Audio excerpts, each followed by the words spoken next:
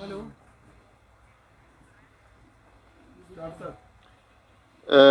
afternoon, friends. We are all here to give you a few updates about the emerging COVID situation.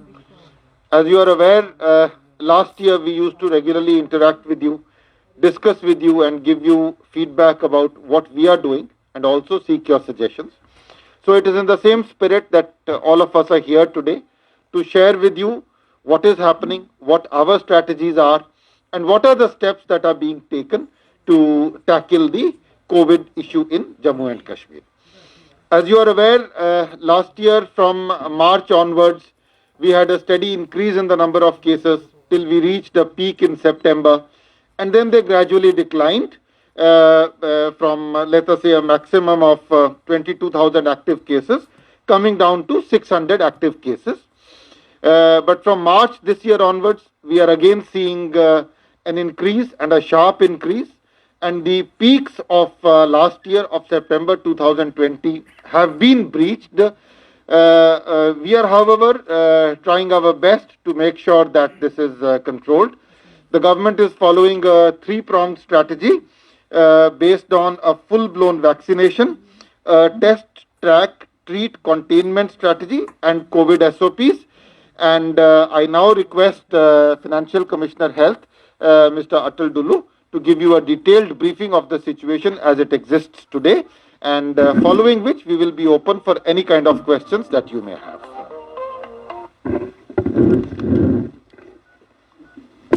Thank you. सबसे पहले मैं आपके सामने कुछ facts रखना चाहता हूं कोविड-19 के बारे में, जो कि जम्मू कश्मीर में एग्जिस्ट करते हैं। अगर एक शब्द में समझाना हो कि कोविड की सिचुएशन जम्मू कश्मीर में कैसी है, तो मैं कहूँगा ये चैलेंजिंग है या चुनौतीपूर्ण है, क्योंकि हमारे केसेस जो हैं ये रैपिडली बढ़ रहे हैं। आपने देखा होगा किस तादाद से बढ़ रहे हैं। हमारी पॉजिटिविटी बढ़ रही है और हमारी डेथ्स जो हैं लगातार हो रही हैं।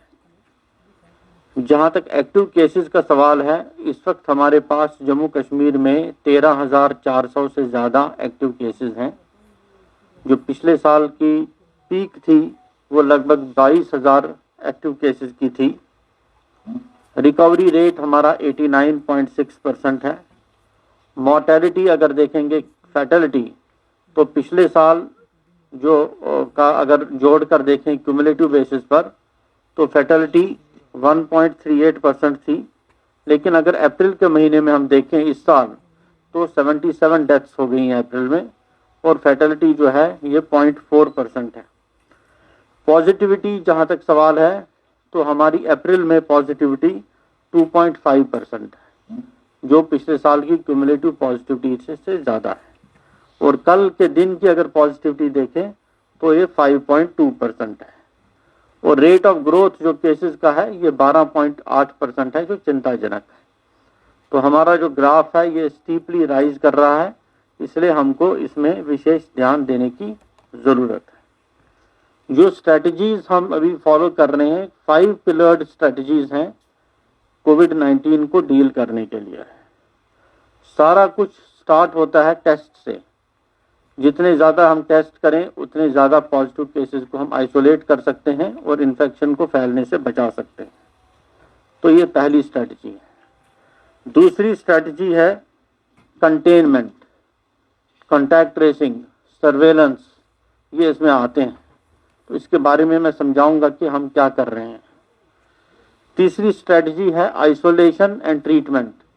जो पॉजिटिव केसेस आ गए इनको आइसोलेट करना, इनको ट्रीट करना, उसके लिए हमारे हॉस्पिटल्स की क्या प्रिपेयर्डनेस है, उसके बारे में भी मैं आपसे बात करूंगा। चौथी स्ट्रैटेजी जो सबसे ज़रूरी स्ट्रैटेजी है वो है कोविड अप्रोप्रिएट बिहेवियर। किस तरीके से हम एक, हमारा पब्लिक का रिस्पॉन्स इस कोविड को कैसा है, कि कैसे हम मास्क पहनना, 2 गज की दूरी, जो कोविड अप्रोप्रिएट बिहेवियर है, इसको फॉलो कर रहे हैं। और पांचवी स्ट्रैटेजी है वैक्सीनेशन। वैक्सीन इस बार हमारे पास है, तो वैक्सीनेशन का काम भी चल रहा है, उसके बारे में भी हम बात करेंगे। सबसे पहले टेस्ट, हम लगभग 40,000 टेस्ट पर डे कर रहे हैं, जिसमें से 10,000 टेस्ट RT-PCR के और 30,000 टेस्ट रैपिड एंटीजन टेस्ट के। जो टेस्टिंग एवरेज हमारा है 2,500 टेस्ट पर million per day. WHO recommend करता है कि 140 होना चाहिए, हमारा 2,500 के करीब है। 68,33,000 टेस्ट अभी तक J&K में परफॉर्म किए जा चुके हैं और अब RT-PCR टेस्ट करने की फैसिलिटी सभी मेडिकल कॉलेजेस में है। हमारे जो नए मेडिकल कॉलेजेस हैं अनंतनाग, बारामूला, राजौरी, कठुआ और डोडा, वहाँ भी RT-PCR के टेस्ट हो रहे हैं और पुराने मेडिकल कॉलेजेस में तो हो ही रहे हैं, स्किम्स में हो रहे हैं, कमांड हॉस्पिटल में हो रहे हैं और यहाँ पर एक लैब है जिसको पहले RRL कहते थे, Indian institute of integrative medicine, वहाँ पर भी RT-PCR टेस्ट होते हैं। हमने पिछले साल 3 कोबास मशीन्स का ऑर्डर दिया था। बड़ी मुश्किल से मशीन मिलती है, फुली ऑटोमेटिक RT-PCR टेस्ट करती है। कोबास 6800 एक मशीन हमारे पास आ गई है जो स्किम सोबरा में इंस्टॉल हो गई है, उसका वो फाइनल उसको तैयार करने का वो सिलसिला चल रहा है। एक और मशीन GMC जम्मू के लिए चल पड़ी है, वो यहाँ कुछ दिनों में लग जाएगी और एक GMC श्रीनगर के लिए भी आने वाली है मशीन। टेस्टिंग में हमने जो स्ट्रेटजी फॉलो की है कि जितने भी इनकमिंग पैसेंजर्स यहाँ आते हैं, ट्रैवलर्स आते हैं बाय एयर, बाय रोड या बाय ट्रेन, उनकी हम टेस्टिंग करते हैं। दूसरी स्ट्रेटजी जो हमारी है वो है कंटेनमेंट। कंटेनमेंट में कॉन्टैक्ट ट्रेसिंग। मैं आपको आंकड़ा देता हूं कि अप्रैल के महीने में हमने 1,64,000 कॉन्टैक्ट्स को ट्रेस किया और कंटेनमेंट जोन्स हमने कायम की हैं कोई 120 और इन कंटेनमेंट जोन्स में हमने 32,000 लोगों को टेस्ट किया अप्रैल के महीने में, जिसमें से 1,680 लोग पॉजिटिव मिले हमको कंटेनमेंट जोन्स में से। और हमने कंटेनमेंट के लिए रेस्ट्रिक्शंस भी कई तरह की इम्पोज की है, उसके बारे में सेक्रेटरी DMRR आपको बताएंगे। और कुछ रेस्ट्रिक्शंस हैं, जैसे एजुकेशनल इंस्टीट्यूशंस को बंद किया गया है, उसमें स्कूल्स हैं, कॉलेजेस हैं, यूनिवर्सिटीज़ हैं। फिर गैदरिंग का साइज हमने डिटरमिन किया है कि आउटडोर में 100 से ज़्यादा लोग इकट्ठे नहीं होंगे, इंडोर्स में 50 की सीलिंग रखी है, फ्यूनरल्स में 20 की रखी है। नाइट कर्फ्यू लगा दिया गया है ताकि मूवमेंट को रेस्ट्रेन किया जाए। शॉप्स के बारे में भी फैसले हुए हैं और पब्लिक ट्रांसपोर्ट के बारे में भी फैसले हुए हैं। तीसरी स्ट्रेटजी जो हमारी है आइसोलेशन एंड ट्रीटमेंट। हमारे इस वक्त 12,600 केस जो हैं वो होम आइसोलेशन में, उनका घर में ही इलाज चल रहा है और अगर उनको ज़रूरत पड़ती है तो हमारी कोशिश रहती है कि जल्दी से जल्दी उनको हम अस्पताल शिफ्ट करें जब उनकी वैसी हालत हो जाती है। हॉस्पिटल में हमारे पास 807 पेशेंट थे कल की तारीख में, कल के आंकड़े बता रहा हूँ, जिसमें से 48 पेशेंट वेंटिलेटर पर हैं और 534 पेशेंट जो हैं वो ऑक्सीजन सपोर्ट पर हैं।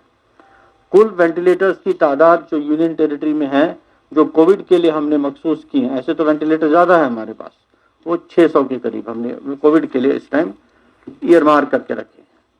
बेड्स की बात अगर हम करें, कैटेगरी 1 और कैटेगरी 2 के जो टोटल बेड्स हमारे हैं हॉस्पिटल्स में, इसमें ज़िला अस्पताल भी आते हैं, सब डिस्ट्रिक्ट हॉस्पिटल भी आते हैं, जो ईयर मार्क किए हैं हमने कोविड के लिए, वो 6,000 के करीब है, रफली 6,000 के करीब। और 807 पेशेंट हमारे जो इन हॉस्पिटल्स में हैं, ये ऑक्यूपेंसी बनती है 13% की। इसके अलावा हमारे कोविड केयर सेंटर्स जो हमने लास्ट ईयर सेटअप किए थे, कोई उनमें 15,000 की कैपेसिटी है, लेकिन उनकी ज़रूरत इसलिए नहीं पड़ रही है क्योंकि आजकल लोग होम आइसोलेशन में रहते हैं, जो कि पॉजिटिव केसेस हमारे पास सामने आते हैं। ऑक्सीजन सपोर्टेड बेड्स की बात अगर हम करें तो हमारे पास 2,500 ऑक्सीजन सपोर्टेड बेड्स हैं और ऑक्यूपेंसी 534 है, 20% के करीब। ऑक्सीजन इन्वेंट्री की बात अगर हम करें, हमारे पास बल्क सिलेंडर्स जो होते हैं वो 10,000 के करीब हैं और मीडियम टाइप सिलेंडर्स जो B टाइप सिलेंडर्स होते हैं ये 3,500 के करीब हैं। हमने एक प्रपोजल यहाँ पर अप्रूव किया था ऑक्सीजन जनरेशन प्लांट्स लगाने का, सभी डिस्ट्रिक्ट हॉस्पिटल्स में, सभी एसोसिएटेड हॉस्पिटल्स में और कुछ सब डिस्ट्रिक्ट हॉस्पिटल्स में। ये कश्मीर में 19, जम्मू में 17, कुल मिलाकर 36 हॉस्पिटल्स में ऑक्सीजन जनरेशन प्लांट्स लगाने थे ताकि वो सेल्फ सफिशिएंट हो जाते ऑक्सीजन की जनरेशन में और पेशेंट्स को बिना किसी इंटरप्शन के ऑक्सीजन मिलती। इन 36 अस्पतालों में से 23 अस्पतालों के ऑक्सीजन जनरेशन प्लांट अगले एक हफ्ते में लगने जा रहे हैं। वो आ गए हैं, कई तो लग चुके हैं, उनका इंस्टॉलेशन चल रहा है। तो इनके 23 के लगने से लगभग हमारे 2000 एडिशनल ऑक्सीजन सपोर्टेड बेड्स जो हैं हमको जम्मू कश्मीर में मिलेंगे। जहां तक लॉजिस्टिक्स का सवाल है, वो पीपी किट्स हुए, N95 मास्क हुए, VTMs हुए, रैपिड एंटीजन टेस्ट के किट्स हुए, RT-PCR के किट्स हुए, RNA एक्सट्रैक्शन किट्स हुए, इन सब की तादाद हमारे पास सफिशिएंट क्वांटिटीज में अवेलेबल है। चौथी स्ट्रैटेजी की मैं बात करूंगा और यहां पर मुझे आप सबका कॉपरेशन चाहिए, वो है कोविड अप्रोप्रिएट बिहेवियर। हमको मीडिया का बहुत साथ मिला है, लोगों में ये मैसेज फैलाने के लिए ये अपील बार बार गई है कि सोशल डिस्टेंसिंग को फॉलो करें, मास्क पहने। मास्क खुद में एक वैक्सीन है, इसकी एफिकेसी हो सकता है जो मॉडर्न वैक्सीन है उसके मुकाबले में थोड़ी कम हो, लेकिन ये भी एक वैक्सीन है, वैक्सीन की तरह, इसको सोशल वैक्सीन कहते हैं। तो ये मास्क का पहनना बहुत ही जरूरी है और हैंड वॉशिंग या हैंड को सैनिटाइज करना बार बार, ये बहुत ही जरूरी है। इस मामले में कोविड अप्रोप्रिएट बिहेवियर के बारे में हमें मीडिया के साथियों की बहुत ज्यादा जरूरत है और हम आपके साथ की उम्मीद रखते हैं। पांचवी स्ट्रेटजी जो हमारी है वो है वैक्सीनेशन। वैक्सीनेशन के हमने अभी तक कुल मिलाकर कोई 17,50,000 डोज के करीब एडमिनिस्टर किए हैं। हेल्थ केयर वर्कर्स का जहां तक सवाल है, 74% उनका वैक्सीनेशन हो चुका है। फ्रंटलाइन वर्कर्स का वैक्सीनेशन 77.5% हो चुका है और 45 साल से ऊपर जो लोग हैं उनका 36.76% वैक्सीनेशन हो चुका है, फर्स्ट डोज। अभी उनका फर्स्ट डोज जो है, सेकंड डोज अभी शुरू हो रहा है उनका। और रेस्पॉन्स जो पब्लिक का आजकल देखने को मिलता है वैक्सीनेशन की ओर, वो काफ़ी अच्छा है। हमने कल भी कोई 60,000 से ज़्यादा लोगों को वैक्सीनेट किया था और वैक्सीनेशन अब 7 दिन बिना किसी छुट्टी के वैक्सीनेशन चल रहा है। कुछ मिसकंसेप्शन शुरुआत में थे वैक्सीन के बारे में, वैक्सीन की एफिकेसी के बारे में, वैक्सीन के सेफ्टी के बारे में, वो अब मुझे लगता है कि बाय एंड लार्ज वो रिमूव हो चुके हैं, तो वो मिसकंसेप्शन अब नहीं है।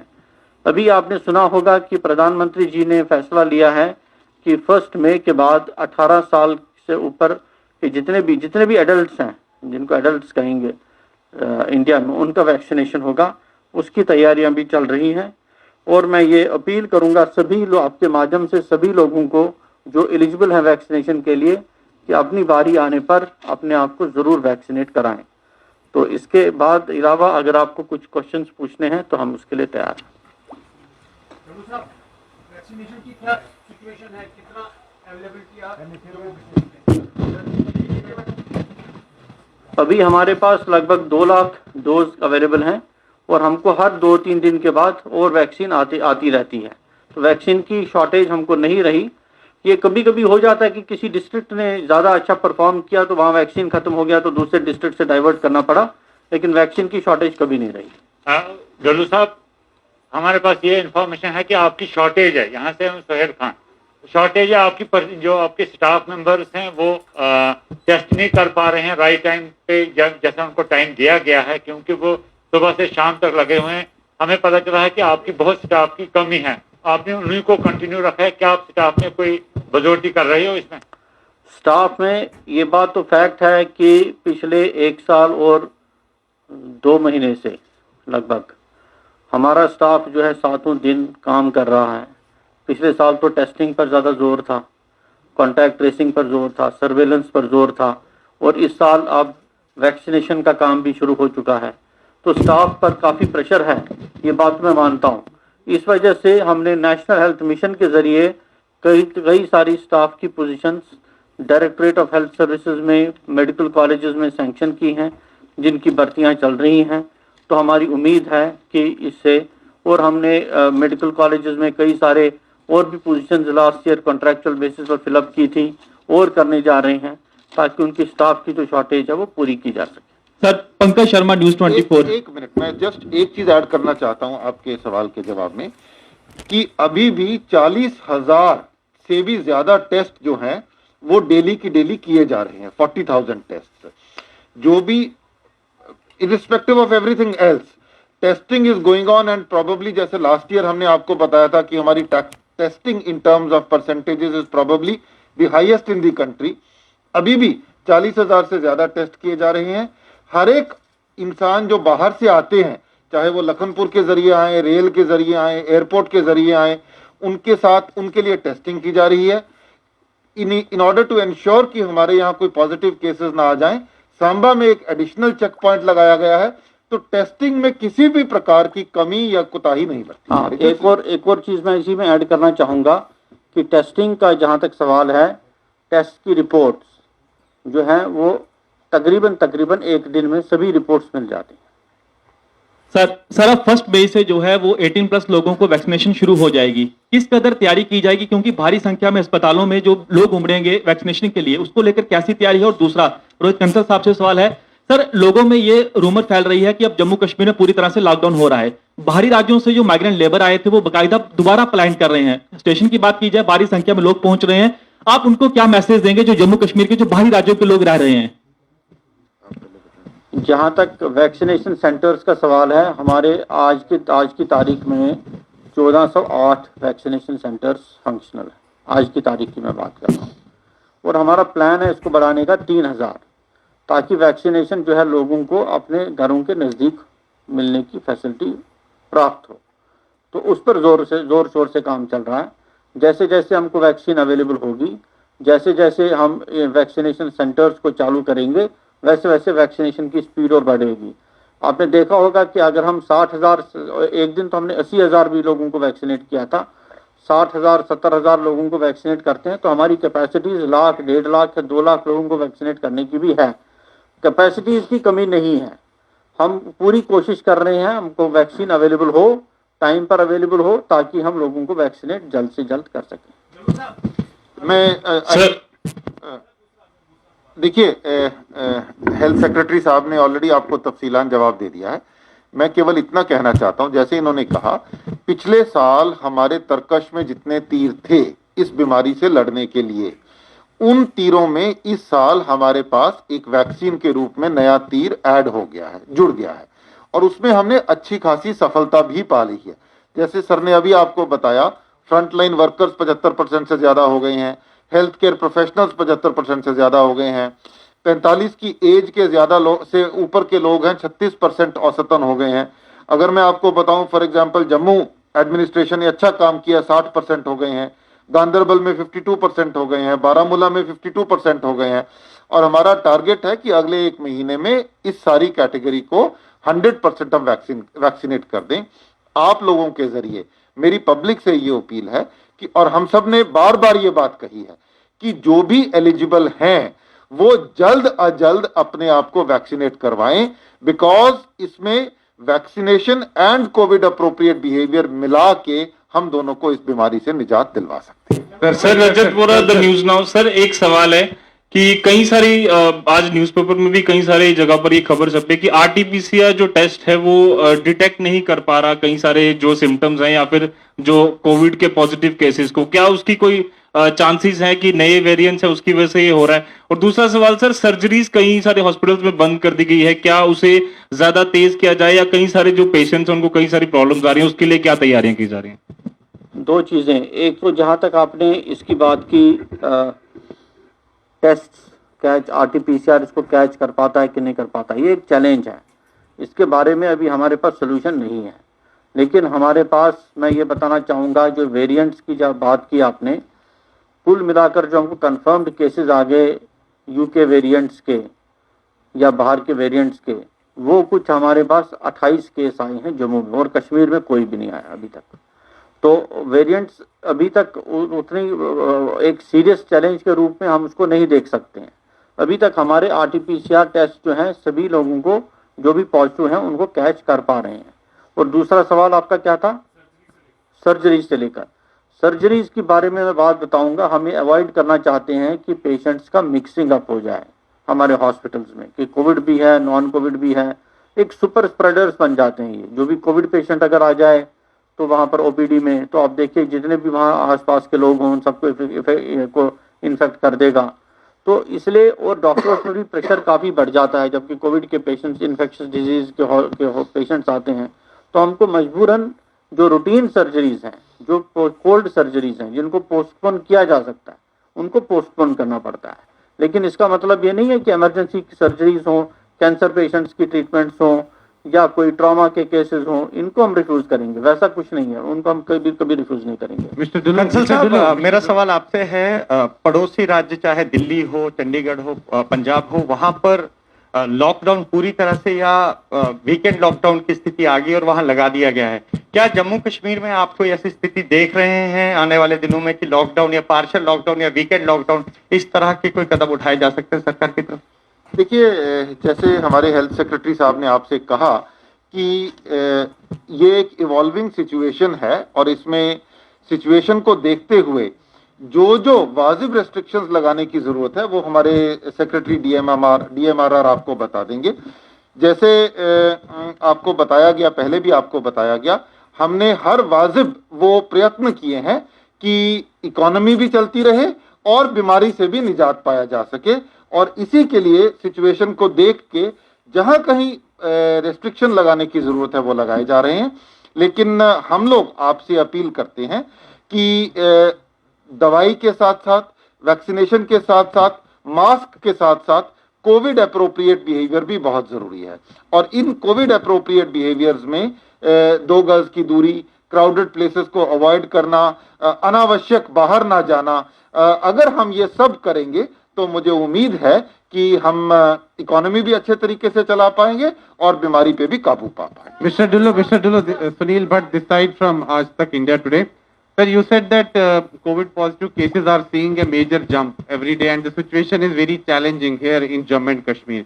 Sir, right now as you said that that there is bed availability here in Jammu and Kashmir, but since numbers are rising every day, so are we going to face a shortage of beds, oxygen supported beds here in Jammu and Kashmir, and what is the administration doing to increase the beds here in Jammu and Kashmir? And second question is, sir, from May 1st, third phase of the vaccination drive is going to begin.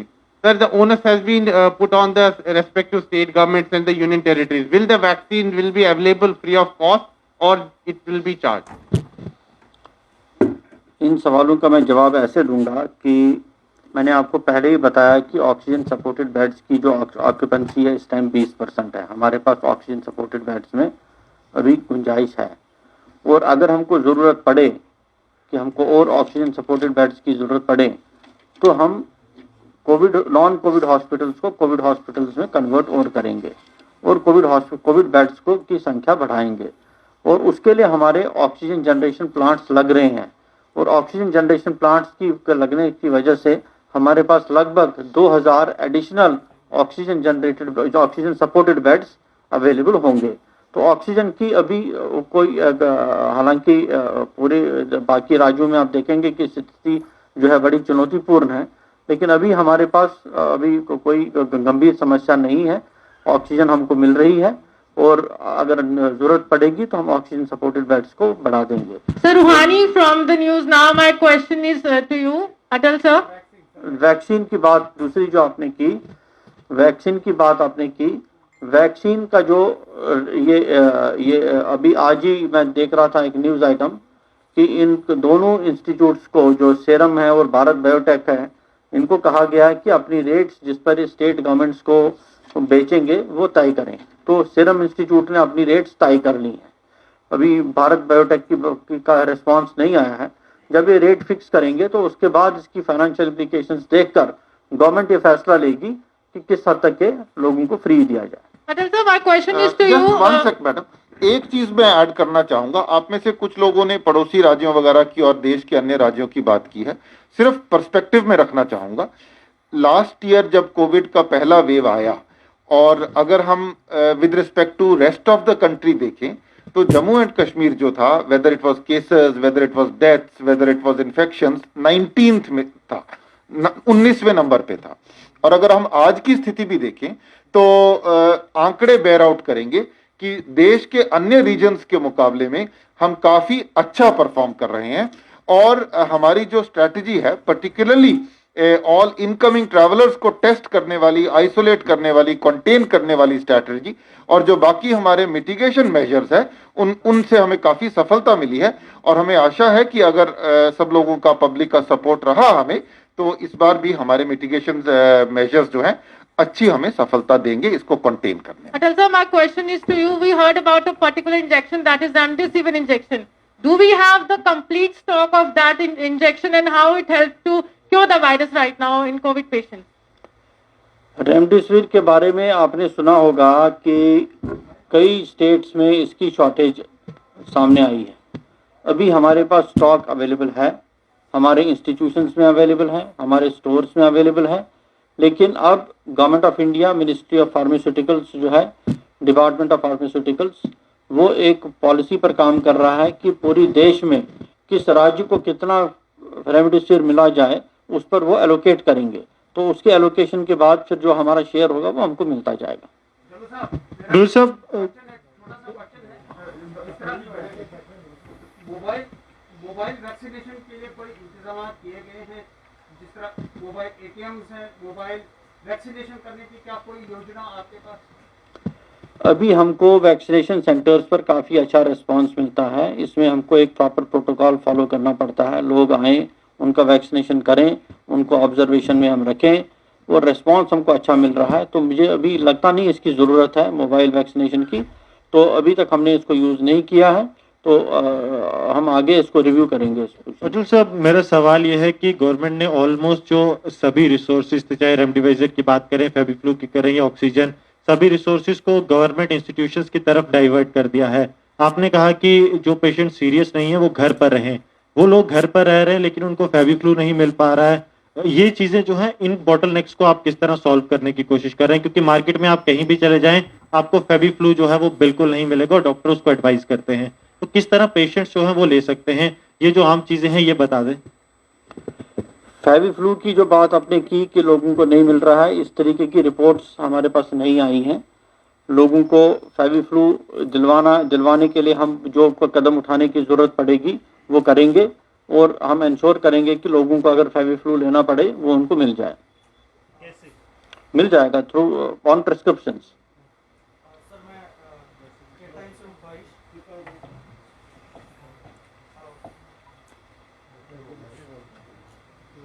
Sir, एक तो लखनपुर में प्रवासी जो लोग हैं, जम्मू कश्मीर के नागरिक, वो वापस आ रहे हैं, तो वहाँ पर अगर हम बात करें बहुत ज़्यादा क्राउड हो रहा है और लोगों को बहुत ज़्यादा वाइब्रेशन हो रही है। अगर हम बात करें उनकी वहाँ पे जांच की या फिर उनकी जब वो आते हैं वापस, तो वहाँ पे बहुत ज़्यादा मुश्किल आ रही है। और दूसरा मेरा ये सवाल है कि जैसे टेस्टिंग हो रही है हॉस्पिटल्स में, तो जो पॉजिटिव आ रहे हैं उनको कह दिया जाता है कि अब घर जाके आइसोलेट हो जाए।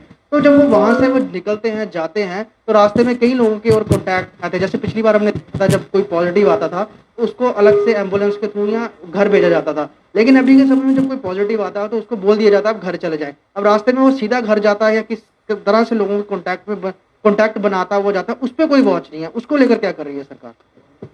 वो जो केस आपके पास आया था पहले टेस्ट कराने के लिए, वो भी तो घूम फिर के आया था, नंबर 1। नंबर 2, दूसरा ये कि हमारा एक सिस्टम है कंट्रोल रूम से हम इसकी पोजीशन चेक करते रहते हैं फ्रॉम टाइम टू टाइम। इसकी कंडीशन क्या है, इसकी ऑक्सीजन सैचुरेशन क्या है, कोई फीवर तो नहीं है, कोई उसको एडमिट करने की ज़रूरत तो नहीं है। वो जो प्रक्रिया है वो चल रही है हमारी कंट्रोल रूम्स की तरफ से। लखनपुर की जहाँ तक आप बात कर रहे हैं कि लखनपुर में क्राउडिंग होती है, लखनपुर में अगर हमको पूरी पॉपुलेशन जो लोग आते हैं हमारे पास, ट्रैवलर्स आते हैं, उनको अगर टेस्ट करना है तो थोड़ा सा ये कष्ट तो बर्दाश्त करना पड़ेगा। तो इसीलिए हमने इसमें कोशिश अभी रिसेंटली की है कि कुछ लोगों का टेस्टिंग तो लखनपुर में हो जाता है और कुछ लोगों का टेस्टिंग फिर सांबा में आके होता है। जो कि सांबा के आगे जाने वाले लोग हैं उनकी टेस्टिंग सांबा के आगे हो जाती है। इससे थोड़ा सा प्रेशर वहां पर ईज हो सकता है। So my question is, in fact, we have been comparing us with the other states. As Consul sir also said that we were 19. But if you look at the number of deaths, that is increasing. 11 people have died in Jammu, 3 in Kashmir Valley, 14. It is the highest number if we compare it with last year. You don't think that somewhere it's a false sense of security we are developing that can lead to problem in the coming days? My question is, what is the reason why number of deaths are increasing?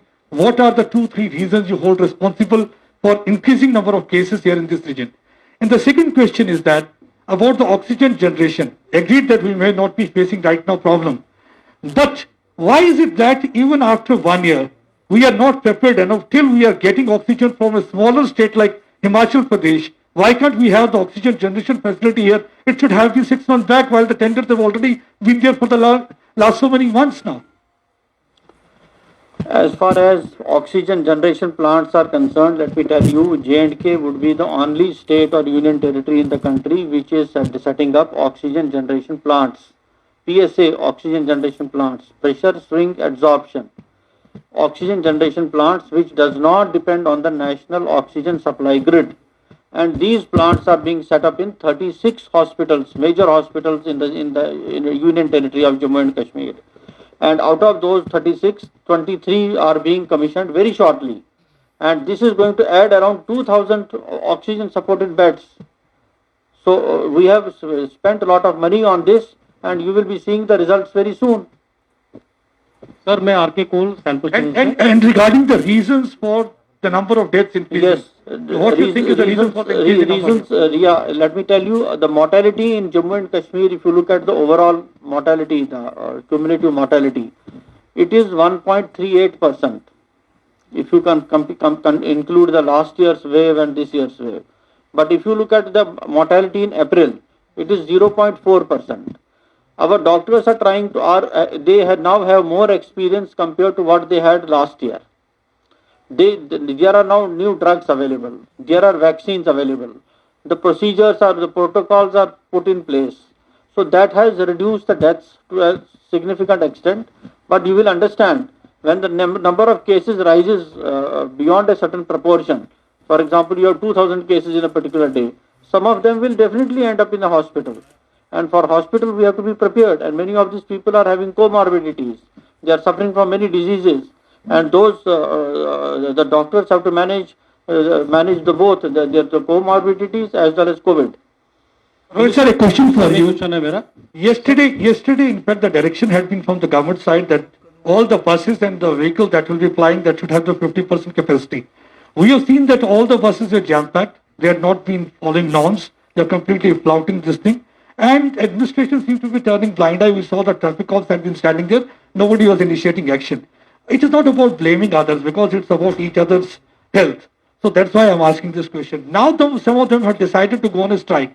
So are we going to penalize them, whosoever will be found violating? And what you will be doing in case they will be going on strike? What will be the measures the government will be taking? First of all, this order to have 50% seating capacity, it came into force today. So order, it specifically said that from 21st April it will come into force. Some people have gone on strike, we saw yesterday, and their concern was on the fare part of it. That according to them, it was not viable for them to ply. That part, obviously the government in the transport department will look into it, that what consideration they can give so that they can ply back. As you said about fining, directions have been given to all district SPs that this 50% limit in the vehicles has to be enforced very strictly. And fines, both monetary fines as well as FIRs under the Disaster Management Act are being imposed on the vehicle as well as the passengers who are violating. So this has already come into effect, and today, since being the first day, you will see more of the result in coming days. डल्लू साहब, एक सवाल है, Jackie township में आपने सब hospital बनाया हुआ है, लेकिन वहाँ की बेसिक फैसिलिटियाँ आज तक कश्मीरी माइग्रेंट्स को नहीं मिली। वो मुझे लगता है आज के मुद्दे से अलग इशू है। जिस तरफ से कोविड का दौर है, वहाँ पर जो बेसिक फैसिलिटी होनी चाहिए सर, इतने बड़े कॉलोनी में सर इतने बड़े कश्मीरी बड़े रहते हैं। कर रहे हैं इसको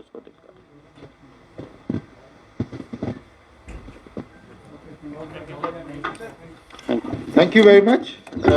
Thank you.